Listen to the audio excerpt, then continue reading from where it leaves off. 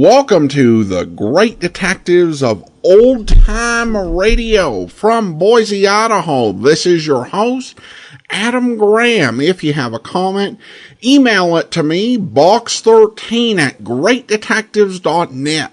Follow us on Twitter at Radio Detectives and become one of our friends on Facebook, facebook.com/Radio Detectives. 10 years ago today, the Great Detectives of Old Time Radio released first regular episode. And we'll talk about that a little bit more after today's episode. But I do want to go ahead and we'll get into today's episode of Dragnet. The original air date is December the 28th of 1954, and the title is The Big Underground.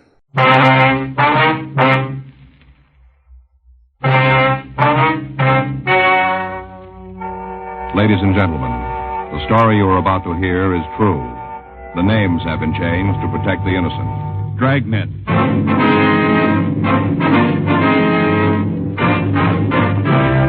Dragnet, the documented drama of an actual crime. For the next 30 minutes, in cooperation with the Los Angeles Police Department, you will travel step by step on the side of the law through an actual case transcribed from official police files.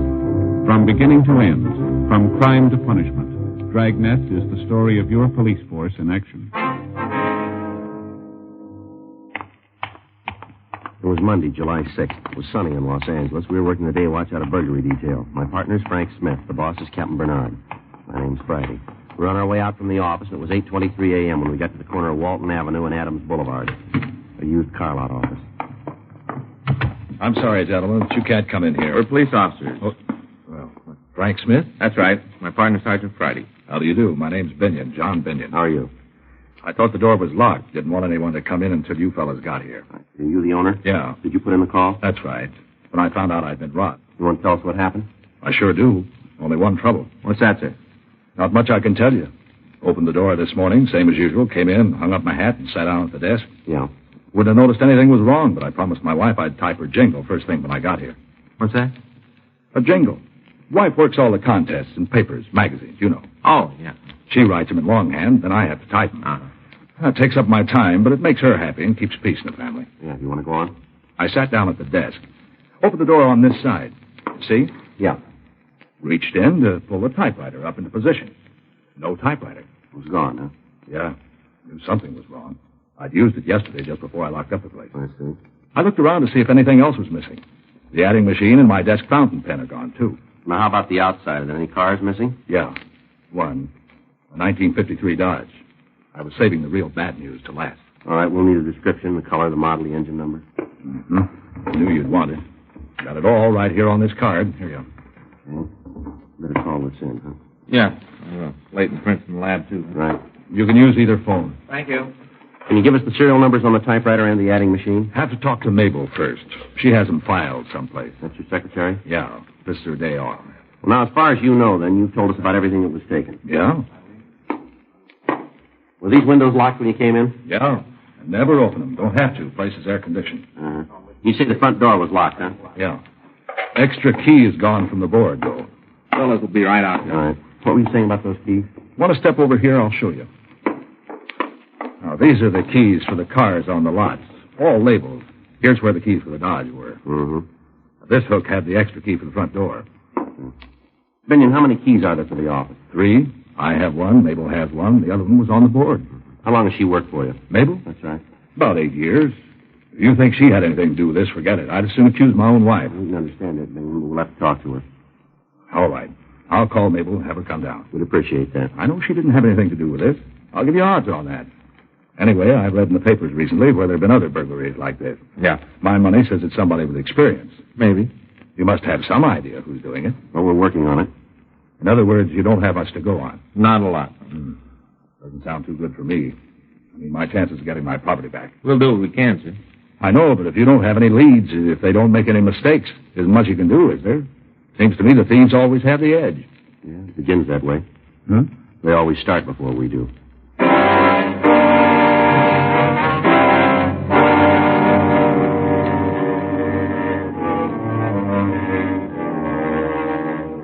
Crews from the crime lab and Leighton Prince went over to the office.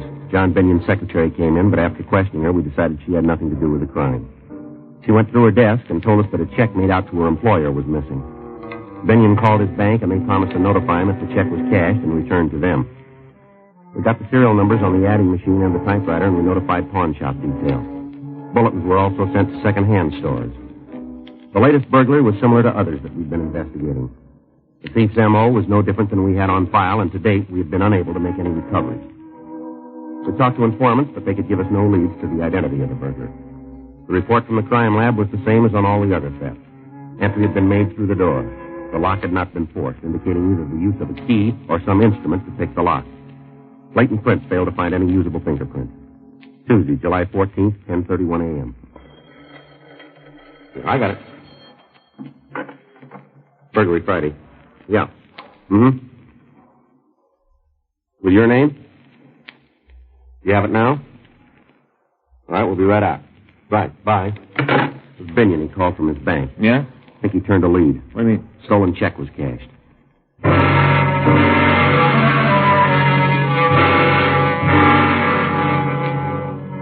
When we got to John Binion's office, he showed us the check. We compared the endorsement with his signature, and it proved to be a good forgery. The check had been cashed by a Sylvia Carnes. Frank and I drove to the address. It was a small bookstore at the corner of Citrus Avenue and Hollywood Boulevard. Miss Carnes was shown the check, and we asked if she remembered who'd given it to her. Let me think now. John Binion. Not too good on people's names. Let me check the sales slips for that day. I should have a record of what he bought. Excuse me. Yes, ma'am. I forget names, but when I look at the books they buy, most of the time I can remember the person. Mm-hmm. Yeah, here they are. You always write the name on cash sales? Yes, it's a good way to build a mailing list. Mm-hmm. Here it is. John Binion on the 8th. Let's see. Mm-hmm. Now, can you remember anything about the man? I might. May I have the slip, Mr. Friday? Here you are. From Blackboard to Back Bay. Oh, yes. This is by a country school teacher. Gave up the Little Red Schoolhouse to become a private tutor. Tells about some of his problems and how he dealt with them. It's quite amusing. Yes, ma'am. But does it remind you of anything about the man? No. Well, let's see what else he bought. Locks down through the ages. I never read that one. I guess it's about locks. Mm-hmm. Mm-hmm. Well, I'm beginning to remember. Yes, ma'am? He said locks were a hobby with him. Does that mean anything to you? Yeah, it might, but can you tell us anything about the man's looks? Well, now, let's see. I guess he was about your size. Me, ma'am? No, he wasn't quite as... Well, he looked more like Mr. Friday. Yeah. How about his coloring? Had dark hair. Straight. Mm-hmm. Did he have any marks on his face that we might use to identify him? Not that I recall. Could you tell us anything about how he was dressed? I'm afraid not. Other book was The Window Without Curtains. Mm-hmm. Now, that reminds me of something. What's that? His voice Yeah. seemed almost too precise, too perfect. Did you notice any accent? No? Is there anything else you can tell us about his looks? No. What kind of identification did he show you? A driver's license. And it was made out to John Binion? That's right. I copied the names, the sales slip from it. That's the only identification he showed you? Yes, I didn't ask for any more. He seemed to know a lot of the business people in this neighborhood. Yeah. Mentioned them by name, said he lived near here before he got married. I see. No, I've been in business for 6 years. This is my first loss on the check. Is that right, ma'am? I've always been so careful. This man, though, he seems so honest, so polite. Mm-hmm. Sure rough on me. I have to suffer the loss. Check was for $30. He only bought $10 worth of books. I gave him $20 of my own money. It's a real loss, I can tell you. Well, yes, ma'am. There's one thing in your favor. What's that? He's going to feel it more than you will.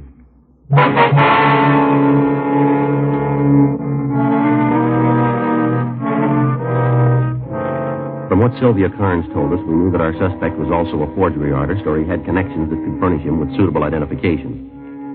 Assuming the suspect might still live in the neighborhood, we spent the rest of the day questioning people in the area. We failed to come up with any leads. The next day, we started to canvass again. The manager of a small hotel told us that a man named Paul DeRoe was living there who could fit the partial description we had. In the manager's company, we went upstairs to look through the room. Hey, Joe. Yeah. The picture on the wall, some kind of certificate, too. Looks like it's written in German. Want to take a look? Well.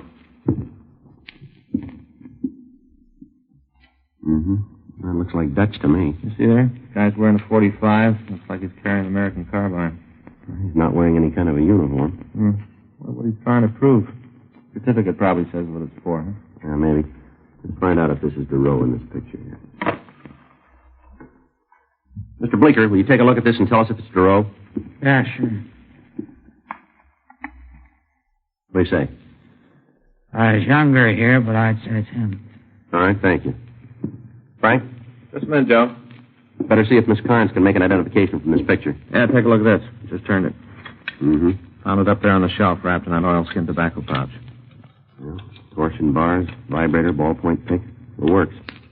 Looks like good steel, too, doesn't it? Well, guess we got the right room. Unless they all come with burglar kits.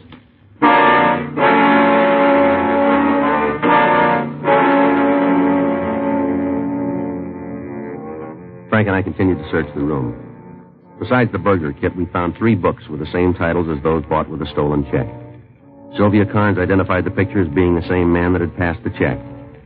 We called the office and asked them to run the name and description of Paul DeRoe through R&I. A local and an APB were gotten out on the suspect. Frank and I went back to the hotel and decided because of the physical setup of the lobby, it would be better to wait in the suspect's room. The manager took over the desk, and we arranged for him to notify us with one long ring on the phone when DeRoe asked for his key. 3 hours went by. 9:13 p.m. That's it. Yeah. All right, hold it right there. Oh. Get the light, Frank. Yeah. Who are you? Police officers, what are you doing here? You're police, eh? That's right. Who are you? Paul sent me up here. Paul DeRoe? That's right. Where's he now? Why do you want to know? Come on, lady. Where is he? Waiting for me. Where? Outside in the car. Is he still waiting? I don't know. What do you mean? Well, he left me off at the door. There wasn't any place to park. All right, go ahead. He was going to drive around the block and pick me up. What kind of a car is he driving? Well, I'm not sure. You rode in it, didn't you? Yes? Well, don't you know what kind it is? I didn't pay any attention. Well, what do you mean? Well, he drives so many different kinds.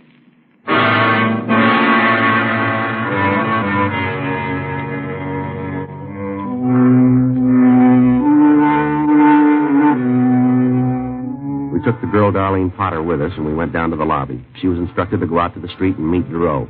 Frank and I followed her. There was no car waiting outside the hotel. On the chance that he might have parked and was waiting for the girl, Frank went up the street and then crossed to the other side. I walked down the street toward our car. DeRoe failed to show up. We went back to the hotel and asked the manager to call us if the suspect returned, and then we took the girl down to the city hall. During the trip, she maintained she didn't know what make car he was driving. She said he told her that he was an automobile salesman, that he also worked as a private teacher. We ran her name through R&I, but we found no record. The run on the name Paul DeRoe had failed to turn a package. Leighton French was requested to go over to DeRoe's room, 10:02 p.m. We continued to interrogate Darlene Potter. How long have you known DeRoe? I told you before. 3 months.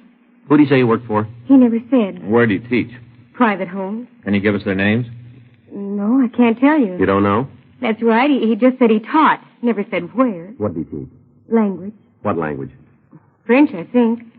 You haven't told me what this is all about, but I'm sure there's a mistake. Paul wouldn't have to do anything wrong. Why do you say that? He's too intelligent. Well, it doesn't look that way right now, does it? Paul's a hero. What else do you know about him? What? His background. Where's he from? I'm not sure. I think he said something once about going to school in Paris. Is he an American citizen? I just assumed he was. He never said anything different. Uh-huh. Can't you tell me what he's done? We'd like to talk to him about some burglaries and some car thefts. Paul wouldn't steal. Well, that may be so, ma'am. We've got good reason to think he did. Well, there's some mistake. It doesn't fit with the kind of person he is. How do you mean that? It might not make much sense to you. Well, give us a try. Paul was in the war. That's so? Yes, maybe you saw the picture and citation in his room. Yeah, we did. What about it? He fought with the Dutch underground forces. He told you that, did he? Yes, he only talked about it once or twice. I think he was in that group. I don't remember the name, but they went in and organized the resistance forces before the invasion. Uh-huh. You're pretty sure Paul is the man you want? Looks that way, yes, ma'am. Hard to believe. But there's a reason for it. I guess he took a lot of chances during the war. Must have changed him. He hasn't changed.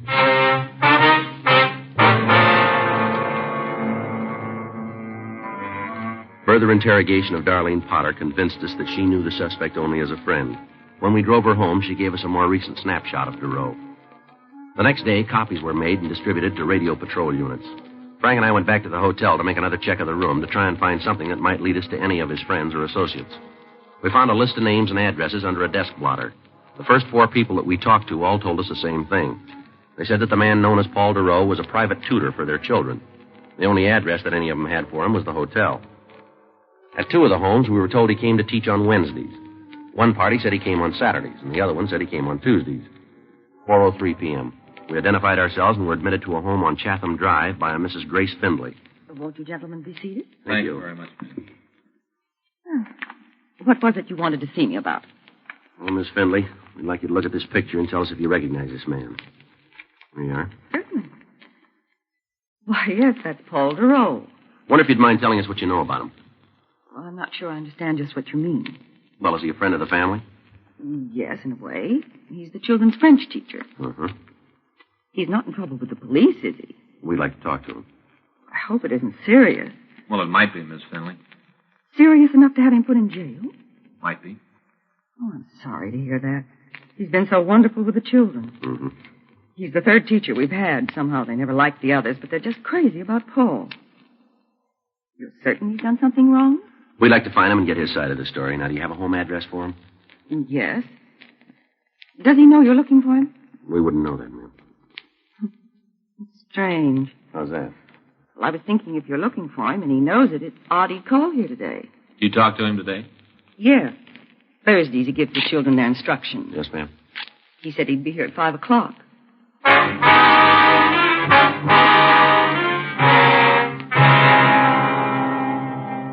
With Mrs. Findlay's permission, Frank drove our car into the garage, and then we waited for DeRoe to arrive. While we were waiting, Mrs. Findlay told us that when DeRoe had applied for the job, he'd showed her several letters of recommendation from families in the East. Because of his intelligence and her children's instant liking for him, she hadn't made a check on his background. She went on to say that she had noticed him driving several different makes of cars, but she couldn't give us a description of any of them. 5:06 p.m. The front doorbell rang. That must be him. I hope there's no trouble. All right, you wait here, Miss Findlay. All right. Don't worry about it.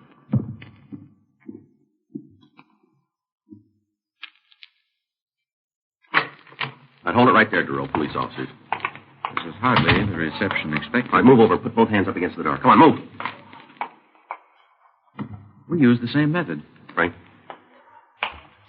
Yeah, he's clean, Joe. I could have told you, gentlemen, that I'm not in the habit of coming to a client's home carrying a gun. All right, turn around. Get your hands behind your back. Couldn't we dispense with the handcuffs? This is rather embarrassing. Well, you'll get used to it. I was thinking about the children. I don't want them to see me like this. You should have thought about that sooner. Better get the car, huh? Right. I imagine this is about the check I cashed. A few other things. I worked with the Americans during the war. That's so? I learned a good many things about them. Very resourceful, brilliant, and eager to help the less fortunate. You forgot one thing, didn't you? What's that? They don't like to be robbed.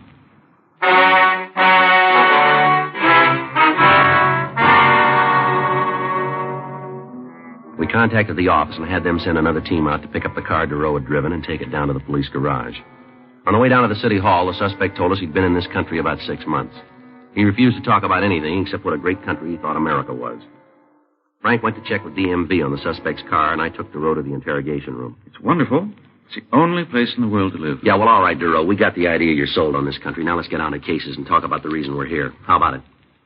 It might as well be now as later. All right, fine. You want to start by telling us what you did with this stuff? I spent the money. The books are in my room. What about the other things you stole? Oh, there must be some mistake. I didn't steal anything. Well, you cashed a forged check, didn't you? Yes, I admit that. And the check was stolen? It's possible, but I didn't take it. You expect us to buy that, DeRoe? That's entirely up to you. Where'd you get it? If I said I found it, could you prove otherwise? It won't be necessary. We can nail you on a forgery rap right now. That's what I had in mind. I have no desire to be connected with anything else. No, you seem pretty anxious to pick up that tab. Well, it's only right. I took a chance and lost. I'm willing to settle for my mistake. Yeah, well, that's real big of you, but I got a hunch we'll be able to tag you with more than a 470. Sure, let me see a minute. Yeah. What do you got? Well, I'm not sure now we got the right guy in the car theft. What? I checked with DMV. The car DeRoe is driving is registered to a Seward car company. I called him. Yeah. They tell me he works for him.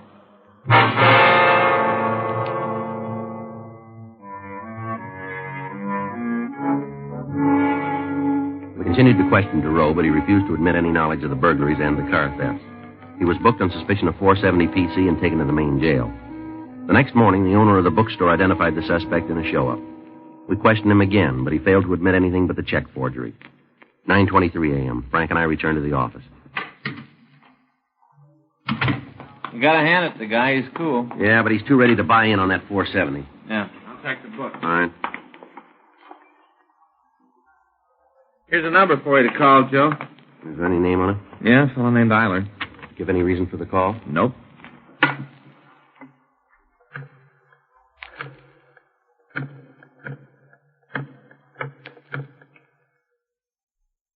Hello, I'd like to speak to Mr. Eiler, please.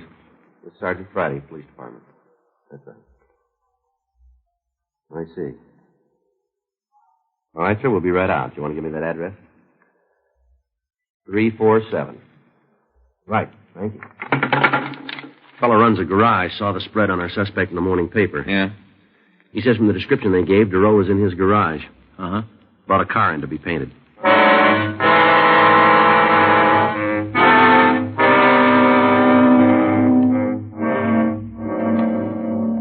Frank and I drove out to the garage, and when we showed Duro's picture to Frank Eilers, he identified him as the man who had brought in a Nash sedan to be repainted. We checked the engine number and found it listed as stolen. We went back to the office. Here's that FBI kickback. Did you read it? No, I just picked it up. Listen to this. Paul J. Duro, alias Paul Dawson, alias Peter Duncan. True name, Philip Paul Dorrance. Got much of a record? We'd have to take a day off to read it all. Served terms for burglary in GTA. Been at all the best hotels. Joliet, Sing Sing, Atlanta. Born and raised in this country. What about that war record? Joliet, 1938 to 1946. How do you like that? Well, he sure went to a lot of trouble. Having his picture taken and that get-up and that phony certificate. The way that picture looked. All those trees and the countryside. Sure looked like Holland to me, didn't it to you, Joe? Well, that's our big trouble. What do you mean? We never been to Holland.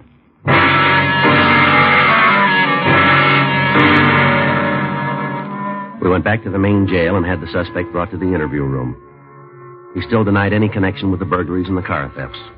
12:16 p.m. With my war record, I don't have to be subjected to Now, this. look, we got you made on the check, and it won't be hard to prove you stole that car. Your story falls apart like a $4 suit.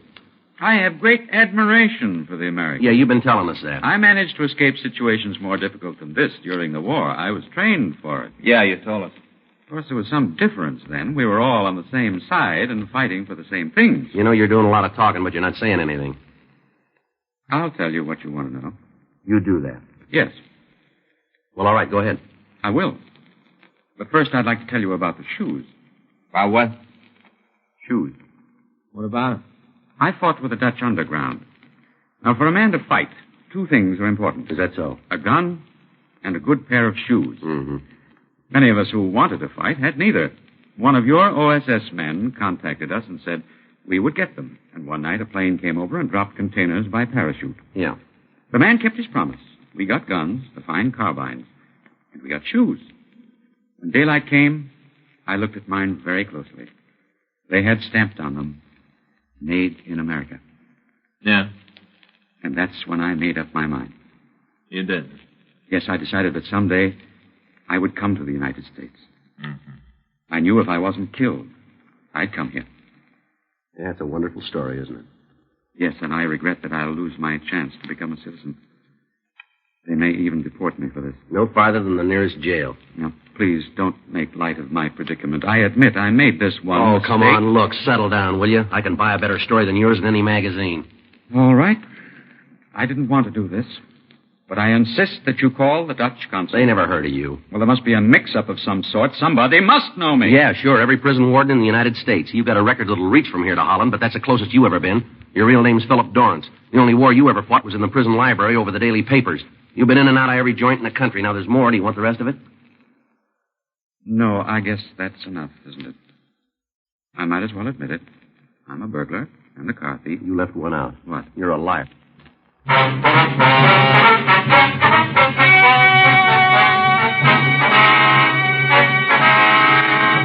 Paul Michael Duro was tried and convicted of burglary in the second degree, 3 counts. Grand theft auto, 3 counts, and forgery, 1 count. He received sentence as prescribed by law. Burglary in the second degree is punishable by imprisonment in the state penitentiary for a period of not less than 1 or more than 15 years. Grand theft auto is punishable by imprisonment for not more than 10 years. Forgery is punishable by imprisonment in the state penitentiary for a period of not less than 1 or more than 14 years. Dragnet. The story of your police force in action is a presentation of the United States Armed Forces Radio Service.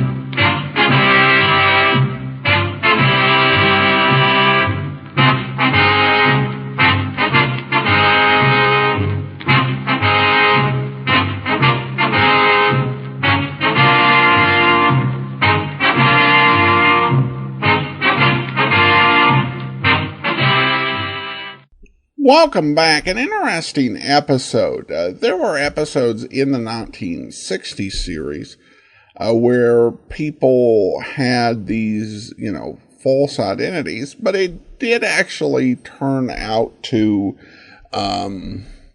be more often. There was a little bit of an element of mental health involved, where on some level they really believed this. Like there was, I remember one episode of Dragnet where a guy, really did believe, that he was a forest ranger. This one is just more a very clever con job. As I mentioned at the top of the episode, this actually does mark the 10th anniversary of our first podcast. And it's been a really fun ride. We've had some technical difficulties along the way, some server issues, etc., etc. But we made it 10 full years doing a podcast daily, which doesn't happen all the time. And I've had so much fun bringing you so many great programs, and look forward to doing that for a few years to come, Lord willing. I want to go ahead and thank Andrew Rhines. Andrew Rhines has done the sound editing and sound production for the entirety of this series. And also, he's handled the editing of video theater. So I appreciate the great role he's played in the podcast over these last 10 years. Of course, Andrea, for being supportive and understanding as we've worked on this podcast. And in addition, the last few years, she's actually come on to help with editing on the website side at greatdetectives.net. So thank you so much. And then all of our listeners who have donated to the program or even just emailed in supportive words. I appreciate so much everyone out there to whom this podcast really matters and is part of their life. And some of the notes and feedback we've received over the years have just really lifted my spirit and encouraged me to continue on. I love old-time radio and detective stories.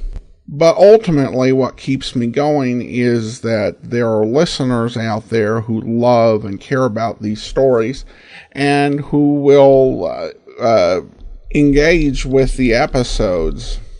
And so I'm thankful to everyone who's listening and engaging. So thanks so much. And I will go ahead and wrap things up. I'll thank our Patreon supporter of the day. Thank you to Nora. Nora has been one of our Patreon supporters since August 2016, currently supporting us at the rookie level of $2 or more per month. Thanks so much for your support, Nora. And that will do it for today and for our 10th season. Join us back here tomorrow for Public Domain Video Theater. It'll be an episode of Dragnet. And then next Monday, we will begin with Box 13. And next Saturday, another episode of Dragnet. In the meantime, send your comments to box13@greatdetectives.net. Follow us on Twitter, Radio Detectives, and become one of our friends on Facebook. Facebook.com/Radio Detectives. From Boise, Idaho, this is your host, Adam Graham, signing off.